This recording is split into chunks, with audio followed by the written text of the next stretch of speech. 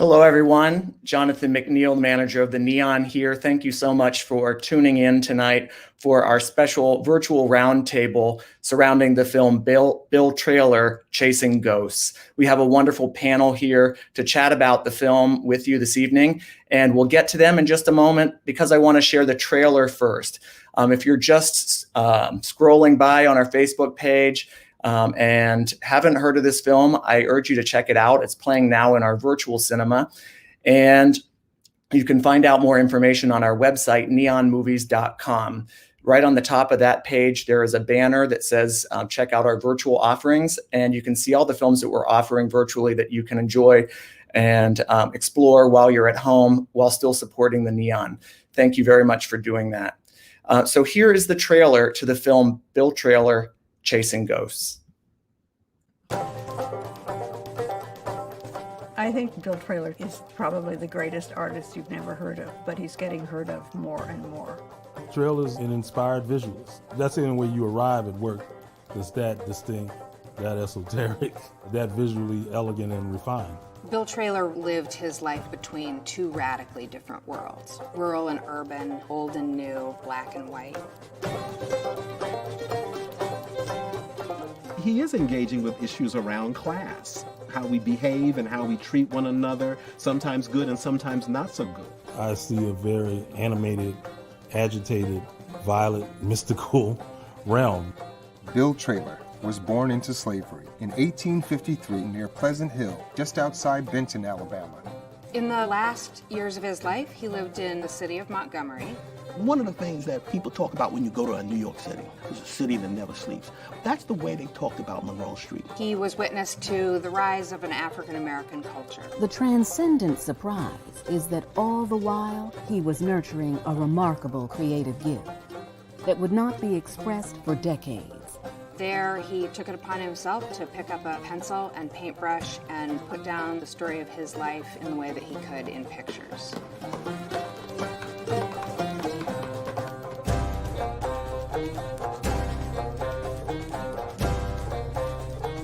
I could place his work next to anyone, and he would still stand out.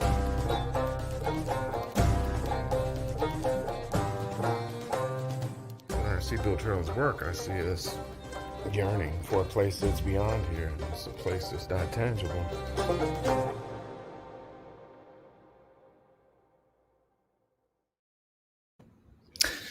So if you're just joining us, that was the trailer to Bill Trailer, Chasing Ghosts. And I'd like to welcome our panelists here tonight.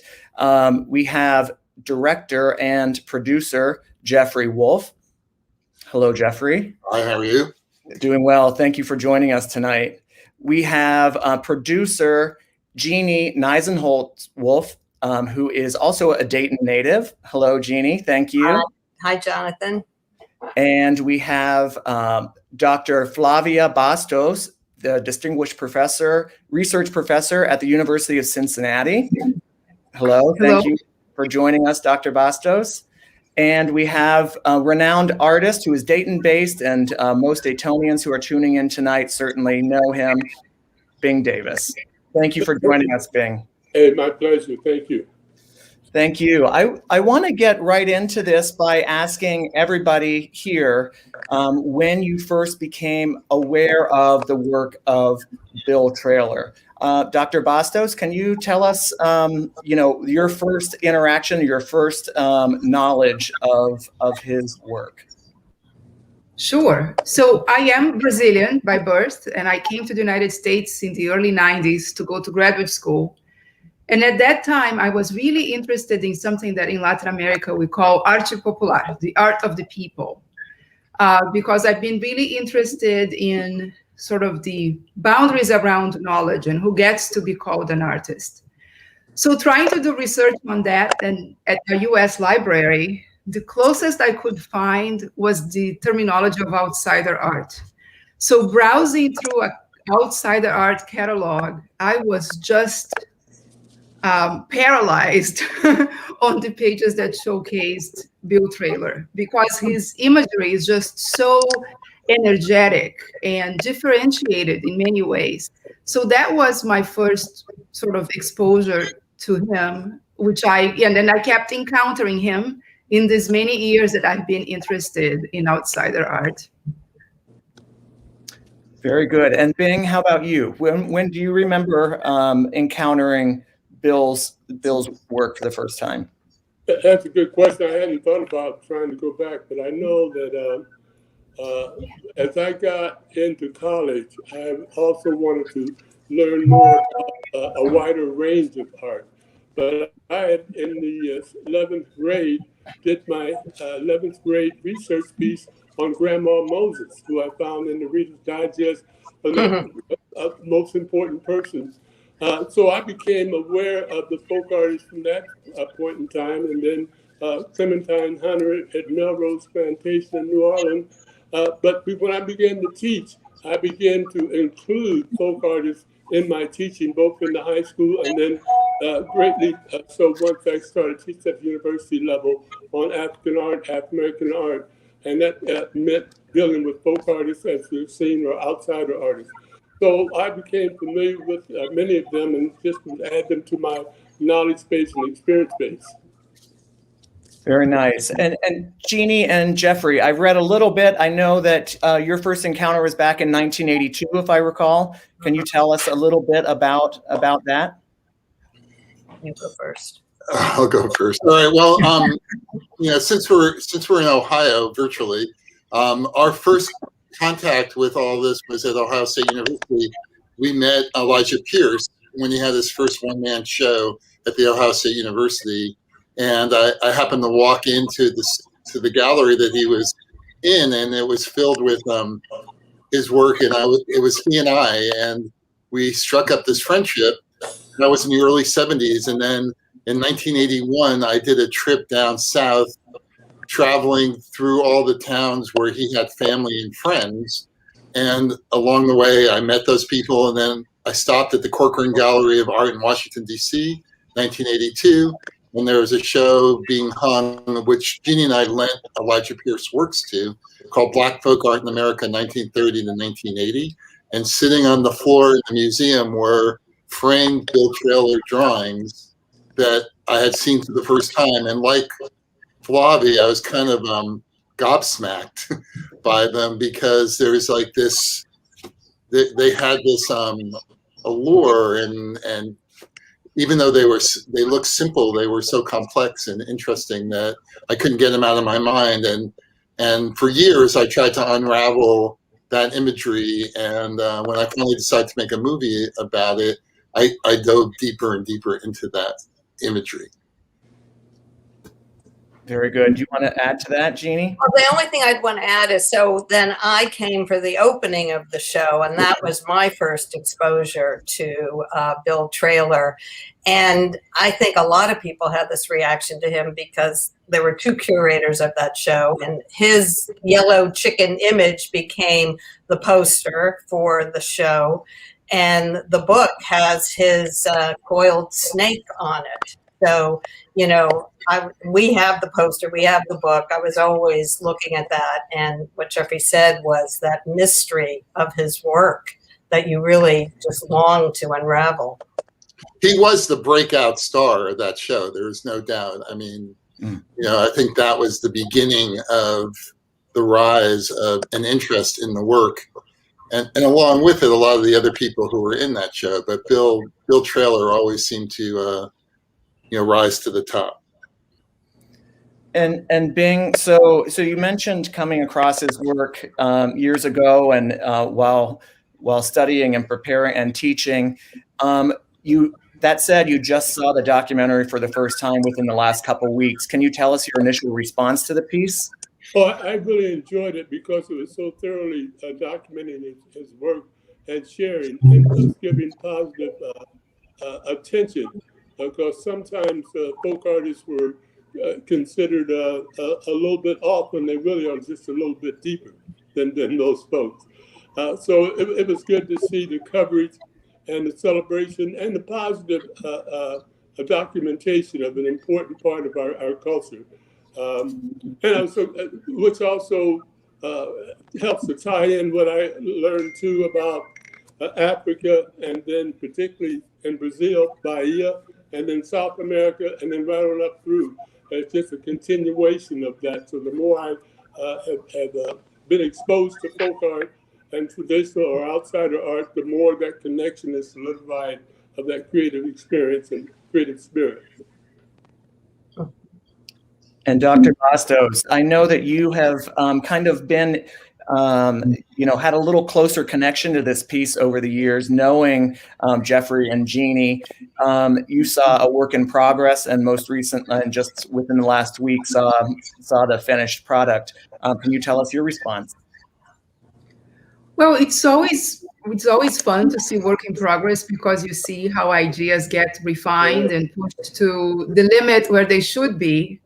And what I love about the documentary, at least from my perspective, is that it has sort of a spiral narrative arc, right? It's not a linear story. It's the story of Bill Traylor, and you hear about his biography, but it's also contextualized in the US and then beyond the US into sort of this tradition of Black Atlantic art and all these traditions that come with Black folks across from the Atlantic. So I just love the layers that are part of the way in which the story is told. And I even think that sort of the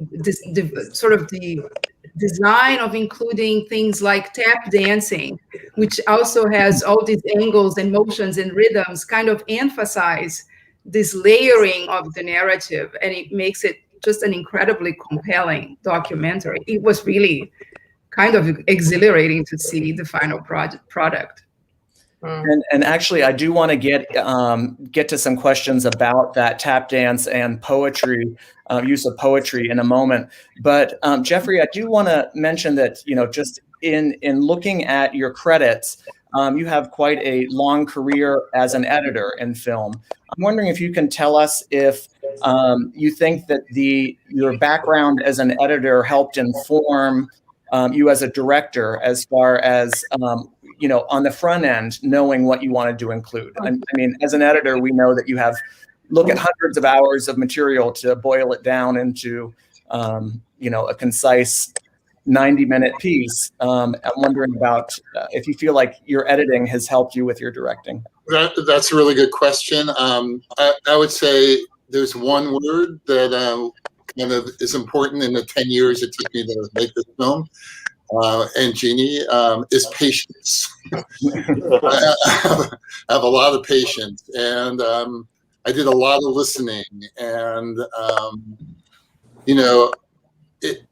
I would say it's an interesting question too, because one of the things people worry about with editors directing is whether they know it when they have it. Like they're afraid that we would go on and keep trying to cover ourselves with a lot of different things. But in this particular situation, there were certain moments that I knew when I found, like, for instance, the historical footage by Jeany, help me with that. Rudy Burkhart. Oh, with Rudy Burkhart, shot in 1941 in color, was able to really fill in, make Montgomery into this real place. And the photographs by Mary Morgan Kep, they were shot in the 1890s, maybe in the same fields that Bill Traylor actually stood in. They were glass negatives. I found them in a little museum in Selma, Alabama. So once I knew I had that, I'm a good coach and team leader, and I put together a great group of people, and we went out and everybody did what they do really well, and I was able to kind of put it together that way. So and this took a long time, and a lot of people came and went when we needed them, and Jeany was there to kind of hold the whole thing together. We had worked on a previous project together for the first time on an artist named James Castle, and that was challenging to kind of do that together. I had worked on 5 films with our son as my apprentice. That was challenging. So we learned family dynamics, and on this one, we really knew what each roles, what our roles were, and we all went out and did it. So I want to know a little bit about the poetry that you chose. Were those poems that you kind of already had in your vernacular that you kind of knew spoke to the piece, or was it a lot of research and going and finding that material that spoke to the material?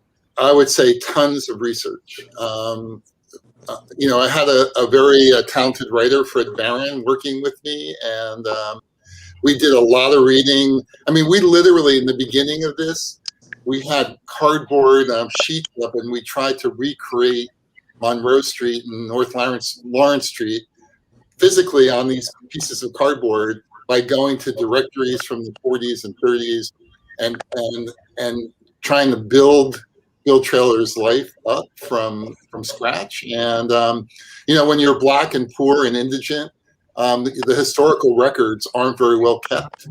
So it became a responsibility to keep digging deeper and deeper and deeper. And as we were doing that, you come across, particularly Zora Neale Hurston, really she was down in those areas, and she really understood. And her writings really kind of captured things that we were going for. Remember that Bill Traylor lived his whole life in a 40-mile radius. And so that the big kind of breakthrough for us was that his purview, whether he experienced some of the things that are in the movie directly or not, he clearly must have heard about them in some form or other. And so we tried to keep the story within that purview. Makes sense, and very intriguing. One of the things I love most about his work and learning in the documentary is his resourcefulness as an artist, and that use of using a tear and a piece of cardboard and incorporating that into the piece, and using flaws to add texture and things like that. But it also reminded me that a lot of artists, reuse a canvas or paint something on the back when times were tough. So I feel like he, there's a similarity in his work and others in that resourcefulness as artists. Artists have a need to continue working, and I feel like that there's something there, and I really loved that. I'd love to hear Bing and Flavia talk about.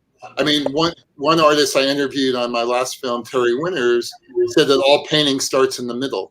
I mean, he said that everything that even Jackson Pollock, he would do a figurative drawing sometimes on the canvas before doing his drips on top of it. And I think Bill Traylor used that cardboard and those imperfections as a starting off point, because facing an empty canvas is a very challenging thing to do. So I'm curious, Bing particularly, like what you think about that. It's a very natural way of working because, as you were just alluding to, we discuss it quite often. The scariest thing for an artist is a blank canvas. That first mark is all important, but also the aspect of being able to see something and see beyond it, meaning a shape or a smudge or an area, maybe a head or a foot or at a starting point. So that way of looking at things and experiencing things is very unique and very creative and very, very common among creative people, both those who are trained academically and those who are trained in a natural sense without actually academic training. As we call outsider or folk art, just direct, just not from an analytical standpoint of what we teach in the academy, but just working right from the heart, right from the spirit. I have lots of questions about whether or not Bill Traylor really thought of himself as an artist in the way that we conceptualize Western modernist artists. I wonder if, since he became an artist later in life, when he wasn't as integrated into his community, if it wasn't a way to feel connected to, and some of these ideas are discussed in the film. Is it a way to remember, to bear witness, to riff off of the life that he's living, which all of a sudden is so different from the life in the plantation, right? So in traditional African conceptions of art is not special. it's completely integrated into the way we live. So that was his practice, perhaps, of living, sitting on a box and drawing as a way to engage with his inner self. I don't know. I mean, I wish we could ask him those questions. Sure. Yeah, I mean, the big question that nobody can answer is how he took that ancestry, memory, and history, and what was the transcendent moment where he was able to put all those things together and pour out, 3 years worth of work. And one thing I want to point out that I think Leslie Umberger talks about in her Smithsonian show is the idea that these aren't standalone pieces. This is a narrative that's running through all the work, and that if you put it together in one show, you can start to see the connections between his world, basically. And the only other thing I'll say, Jonathan, I'm sorry but he lived about 50% of his life in the rural environment and 50% in an urban environment, and that's a kind of fascinating sort of combination to begin with at a time of some of the biggest change in America, ever. So. And on Dr. Bastos' point there, or question rather, is it seems as though that someone from the Smithsonian, I believe, in the piece says that his work ranged from simple to arcane, and really, that sometimes it's just a simple animal, and sometimes it's a narrative on the piece or on the paper, and it really feels like a journal ultimately. I mean, sometimes we journal very simple, this is what happened today, and sometimes it's more about really deep and personal. So I feel like there is some maybe bit of him that was really just getting it down on paper ultimately. And something else that Flavia said in terms of engaging, this was his way at this point of his life to engage with the community, the life. I mean, that picture, every time I see it, there aren't many photographs of Bill Traylor, but of the little boys standing around him. You want to know, where are they? And, could they possibly still be living? Probably not. But, you could see they were so engaged with what he was doing just from that photograph. If you look at some of the work, and a good help would be the work Robert Ferris Thomas wrote, as some of you are probably familiar with, in terms of Flash of the Spirit, who helps us to see that connection from Africa to the New World and artists or creative people of African descent. Because if you do, then you also recognize that magical part of creativity, and the fact that sometimes even magic and religion, which was one and the same at one time, is still flowing through that work. And so almost anytime you can see someone creating something, it is mystical. And if you're new to living like children, they're pulled through that. But the artists themselves may not think of the intellectual part of it, but all of it is a part of the same life. It's like when someone says, well, how long did it take you to do that piece? You're asking this much for it. And a lady asked me the other day, and I said, well, if it'll help you understand that, I know what you mean. Well, this is what I'm saying it's worth economically, and this is how long it took. Well, this piece took 83 years and 2 hours. All of it is in it. Yeah. All of it, everything I've experienced comes, but that happens in the creative aspect, and that helps us to see. Because when we start looking at the folk artists and the carvers and the whittlers and the weavers and the quilters, it helped us to solidify the understanding of the creative experience of people of African descent. And there were some individuals who felt that this was their way of experiencing the world and expressing. Some of the folk artists got involved with their folk art after falling down and bumping their head or through a dream. And some even would work for a while and then stop. So it's been an interesting part of it, and to many of us in the African visual arts world, what we call the folk artists or the outsider artists is that connecting link between us as creative people.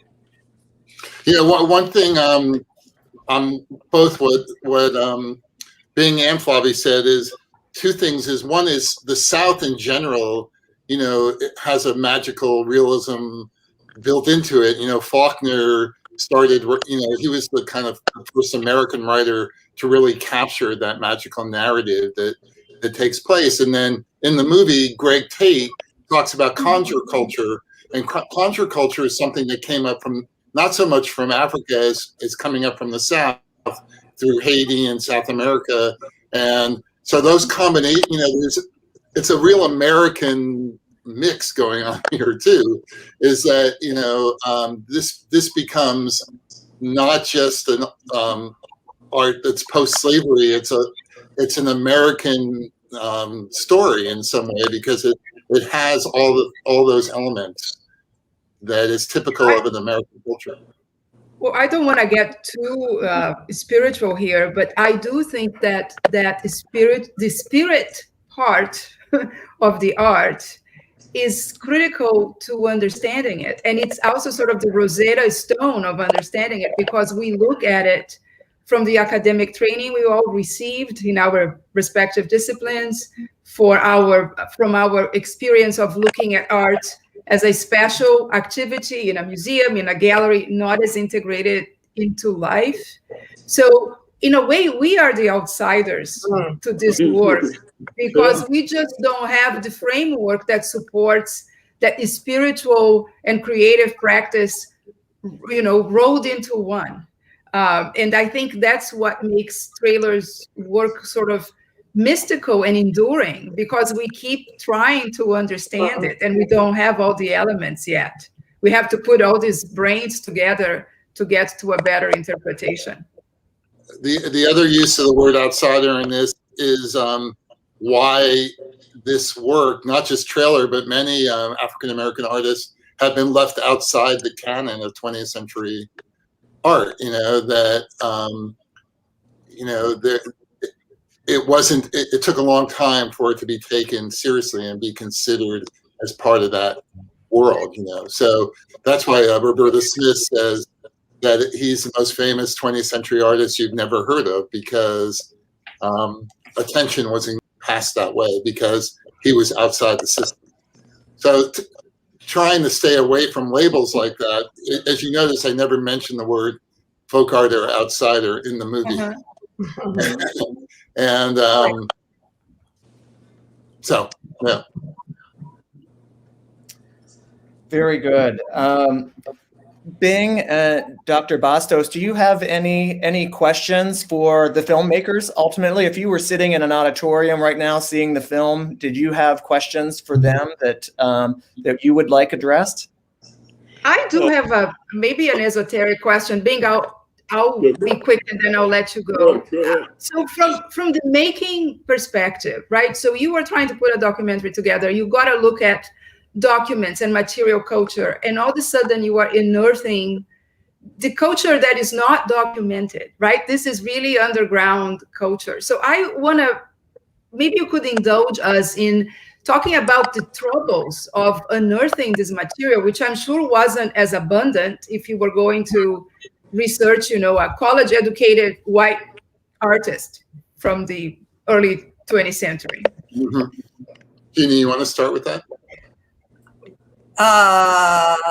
No, not. I can do. It worked on so many different levels between the writer and the curator. So why don't you frame it? Yeah, I think I alluded to this a little earlier. You just have to keep. It requires digging deeper than maybe, and that's the responsibility to dig deeper. And even the records as they existed, that you can't take them all as 100% facts either. That's why, if you notice in the movie, there's sometimes where the narrators kind of disagree with each other a little bit. We're trying to create an atmosphere and that nobody's 100%. We're just opening the door here. We aren't necessarily telling the final story, and maybe other researchers will, kind of try to find more. Jeany mentioned the little boys and outside the pool hall, but I'm actually talking to Alabama State University to set up a study center I would donate all my archival materials that I put together from 4 or 5 different people and start an archive there, and they would try to create a study center which would allow people to go deeper into this world. So that's one thing. What were tell me? I forgot what the second part of that was, Flavia. Well, I was just because it's I don't know. I remember seeing an exhibition at the Met about sort of middle class Black photography, right? And all of a sudden, for Black folks, getting a photograph taken is an event. Right. It's not so you have, I don't know, half a dozen of photos of Bill Traylor in the documentary, maybe.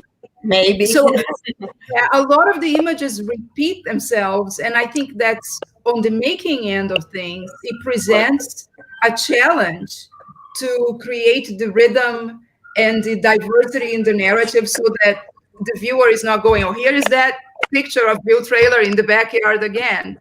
So that it's represented in the context. I see where you're going now. So yes, there were only about eight photographs of him and no audio recordings.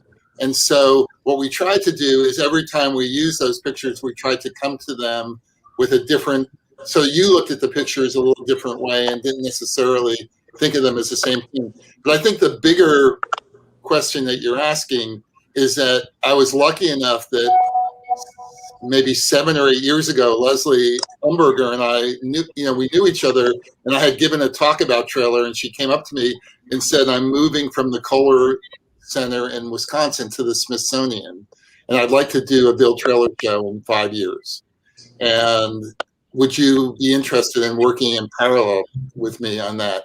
So she was able to throw the weight of a national institution and the archival genius that goes along with that at the subject, and so together we could dig deeper than maybe anyone else could have at the time, because we had I could always say, well, the Smithsonian this or the Smithsonian that, and she could as well, and we both spent a lot of time in the field trying to dig that stuff up. So that's how that happened. And it was truly amazing how, you came up with different elements that were critical. I mean, Jeffrey found this footage of Montgomery from late 30s, 40s, that the Rudy Burkhart, which Leslie ended up using in the exhibit because it was so incredibly rare to have found that. And then, one of the big surprises was finding the great-grandson of Bill Traylor, Frank Harrison, which that came very late in the process. And so there was a lot of providence happening. Wonderful. Bing, did you have a question? Yeah, I did. I had written it down previously because I was so pleased to see the positive perception and goals, as I read that both of you did use, and that was very important for me to see that you were positive and was what you were doing from a positive standpoint. Because the one big question, back in the 90s, the NEA pulled about 52 of us craft people to Asheville at Black Mountain and trained us, to prepared us to go into the field in teams of 4 and 8 all over the United States and the territories to talk with craft people about what NEA could do and NEH could do to enhance and support craft. And the craft skills of carving, whittling, and is very important to folk artists. But what we were told to do, to be conscious as we go in and work with artists into the fields and Asheville and around, how do we uplift without contaminating? When you come, how do you help? And that's always a concern. And not only that is that how do you leave that neighborhood or that community so it can continue to grow?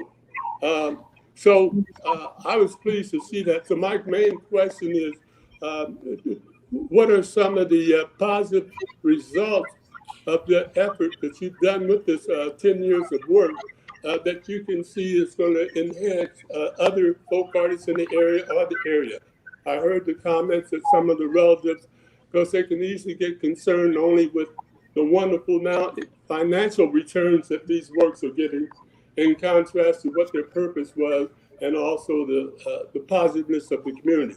So that was my question. How do we uplift without contaminating? And maybe to look at the heart that you two had and how you approached it, rather than from a purely financial situation, as much as caring for the art and caring for the craft and the people. Oh boy, you know, Jeany and I are big fans of Brian Stevenson, who's also in Montgomery, and you know, I listened to him talk, and I think it mirrors our position on this. I mean, I spent probably 7 or 8 years going to Montgomery and talking to people and making relationships and gaining trust. And, you know, that really paid off in the end, because, you know, when I really needed someone to come forward and help out, they were there. For instance, for years, they've been trying, a lot of people down there have been trying to get a historical marker put up on the street where Bill Traylor worked. And somehow or other it never happened. And it took this kind of northern kid to come down there and talk to the politicians, and which one of the politicians I met the first day I came to Montgomery, and I kept the relationship going with him through the entire process here. He's actually in the movie giving accommodation to Bill Traylor, making it Bill Traylor Day in Montgomery, Alabama. But getting this historical marker placed was a huge deal, and the mayor came out, and they, you know, it just takes talking and making people believe that you're not taking advantage of them, and you know, even that the church. I don't know. I haven't really talked much about the church where the funeral, the unveiling of the stone took place. That church only has 25 members today, and the kids who are singing in the choir during the ceremony, they're all the offspring from the people who belong to that church, and they're included in the 25 people. So that's become sort of a heritage site where people, even when they migrated away from Lowndes County and Montgomery, they come back there to be buried. And we put a lot of money, we raised money to help them bring the gravesite up to, you know, you couldn't bury people there for a couple of years because it didn't reach spec. So we really did a lot of community work. And I think it paid off with trust. And the same thing with the family. The family, you know, there were a lot of them, and they weren't all in sync with each other, to be honest. And, you know, but in that ceremony, they all sort of appreciated what they had. And that's what I picked up from reading about the both of you. I appreciated how you approached the entire project. And that's what, you know, supported my willingness to want to even be a part. Because I could see the sincerity in how you approached it. And it started with your getting to know Elijah Pierce when you were young. Well, Elijah Pierce was like the grandfather I never had. I mean, he was a big influence on me. So, yeah, I miss him. And, you know, on that same note, as long as we're talking about Elijah, they just did a huge show called Elijah Pierce's America at the Barnes Museum in Philadelphia, which is a huge indication of, you know, because Elijah doesn't really fit into outsider. I mean, Elijah was he was a respectable businessman in Columbus, Ohio. He's a barber. He didn't tick off some of the boxes that are needed to be ticked off these days. And but at the Barnes, they placed him into modernism and contemporary art and into the canon of 20th century art. And, you know, that's a huge step forward. And we're very pleased by that. Yeah. Great. Well, we are at the 40-minute mark already. I really appreciate it. Does anyone have any last minute kind of things to add? I feel like the virtual conversations are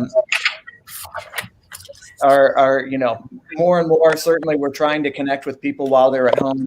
And maybe not comfortable coming out, but it also has given us a big opportunity to reach out and connect with filmmakers and artists from across the country who we might not otherwise be able to bring in person. So I think that this is valuable on a lot of levels for different reasons.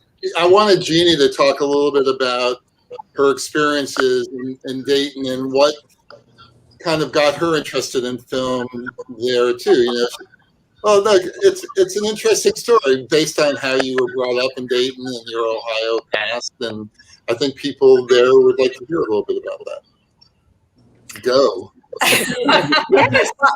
Actually, only I don't want to run out of time. I want to, okay. So my film interest was as a kid, going to the movies on the weekends, to the matinees. And I think what you're referencing is that my father used to get passes to the drive-in theater.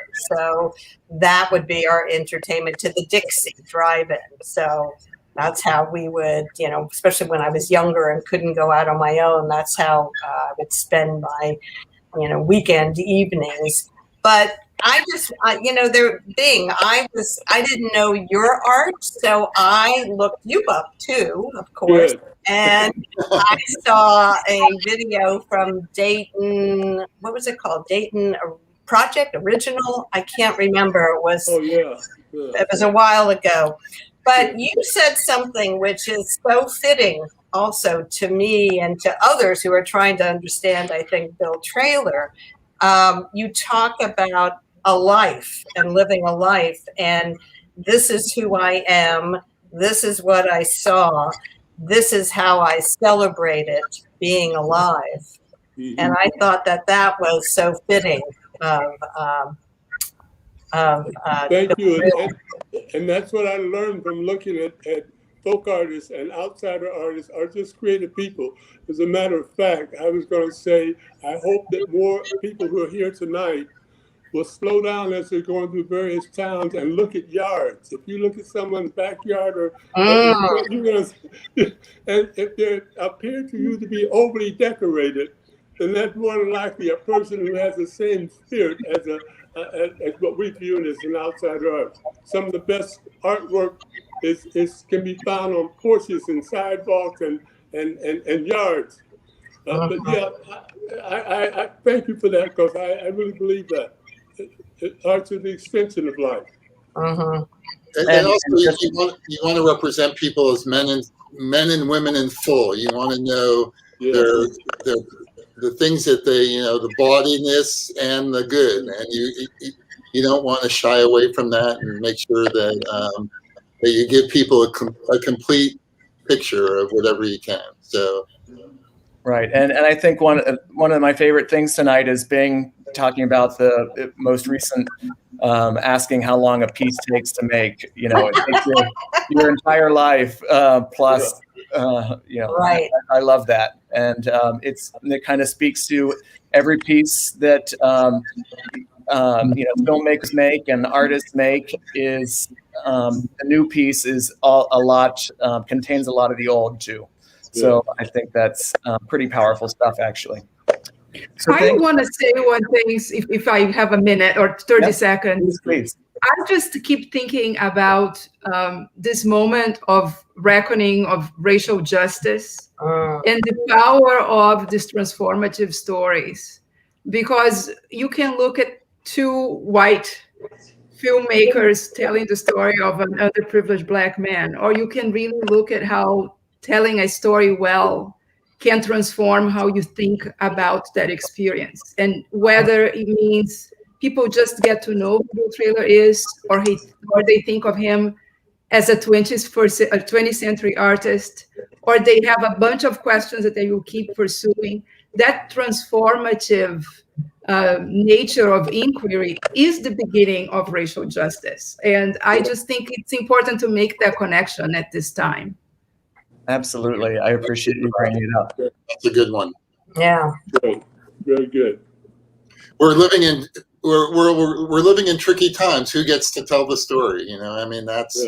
Yeah. But we just want to open doors and get the conversation out there. So I hope people in Dayton, you know, rent the movie and support the theater. And you know, Neon seems to be doing some great work.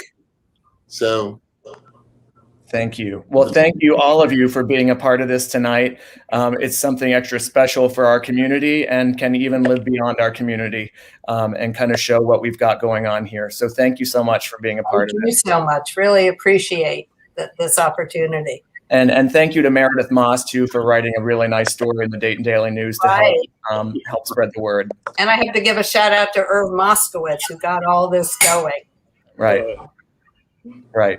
Well, thank you very much, everyone. Have a great evening.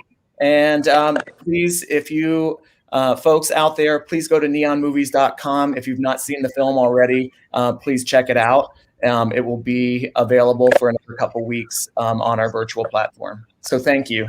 Thank you. And thank you, everyone. Great. Thank you. Bye-bye. Okay. Bye. Bye. Stop by, Jeany, and Jeff, next time you're in Dayton, be sure to come by.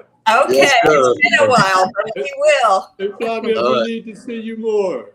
Yes, definitely. It was like an evening among friends. This is fabulous. Yes. As soon as COVID breaks, we'll start moving around a little bit more. That's been very tricky for everyone, but all right. All right. Thanks Good night. again. Good night. Okay. Bye-bye.